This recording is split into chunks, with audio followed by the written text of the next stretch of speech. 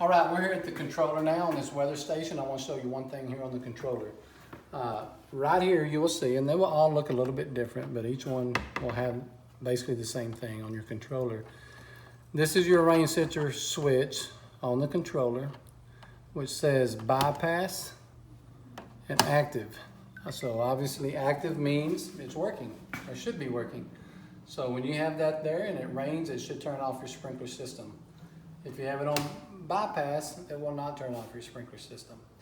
Sometimes you may come out and it's rained 2 or 3 days ago maybe, and a lot of your controllers will have a place where you can put a delay on it.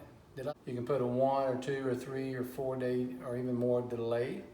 And if you're within that delay time and you want to check your system, I've gone out to homes and checked their systems before and it wouldn't come on.